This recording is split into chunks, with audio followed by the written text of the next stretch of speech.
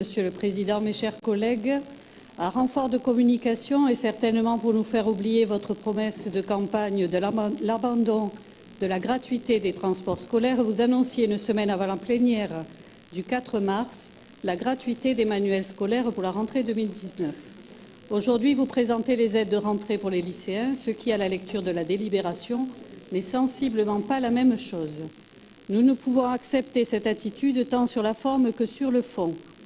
Sur la forme, tout d'abord, l'annonce de la gratuité a été faite dans la presse avant même qu'elle ne soit évoquée en commission et soumise au vote aujourd'hui. Sur le fond maintenant, l'aide de rentrée telle qu'elle est présentée n'est pas synonyme de gratuité pour la rentrée 2019. Sont concernés les élèves de seconde et première générale et technologique, mais sont exclus ceux de lycée professionnel et ceux de terminale pour 2019. D'autre part, l'aide est plafonnée à 200 €. Le montant sera-t-il suffisant pour acquérir l'ensemble des manuels? J'en doute. L'Île-de-France a par exemple voté une aide de 340 €. Mais ce qui nous inquiète encore plus, ce sont les modalités de mise en œuvre, différentes selon qu'il s'agit du public ou du privé, et qui posent beaucoup de questions.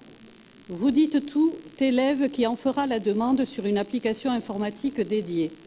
Moi qui suis à l'intérieur du système, je peux vous dire que ce sera la première difficulté. Qui expliquera la procédure aux parents? Comment s'assurer que toutes les familles le feront? À quel moment devront-elles le faire? Quelle sera la durée d'ouverture de l'inscription en ligne? Que devient le dispositif coup de pouce harmonisé et voté il y a peu de temps? Lorsqu'un élève est boursier, la famille perçoit une prime d'équipement lors de la rentrée en seconde. Sera-t-elle toujours d'actualité? Pourra-t-on demander cette subvention pour les élèves qui arriveraient en cours d'année de seconde?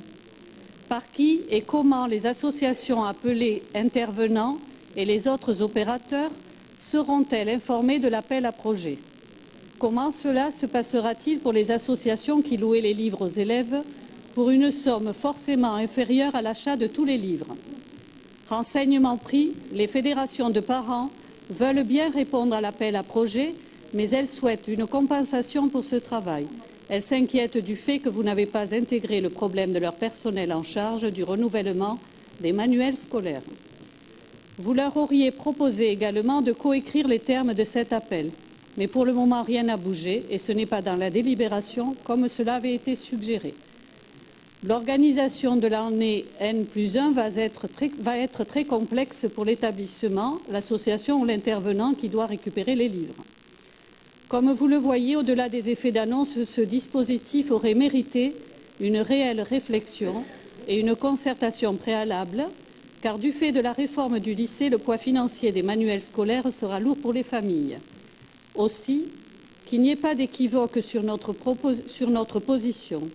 Nous sommes bien évidemment partisans de la gratuité des manuels scolaires, mais une réelle gratuité, non pas seulement une enveloppe de 200 € par élève, sans savoir si ce montant recoupe ou pas le coût total des manuels, ce qui apporte de la confusion pour les parents. Nous dénonçons par contre les conditions de mise en œuvre de ces dispositifs, sa complexité, à l'heure où nous devrions surtout simplifier et clarifier les aides pour les familles. Sous cette condition préalable de simplification du dispositif, nous pourrions voter favorablement. Mais nous demandons du coup une rencontre en suivant avec Jean-Louis Nembrini pour parvenir à un accord satisfaisant pour les jeunes et leurs familles. Nous restons à votre disposition pour y parvenir et nous souhaitons que vous repoussiez le vote d'ici la fin de la séance dans cet objectif. Merci, Monsieur le Président.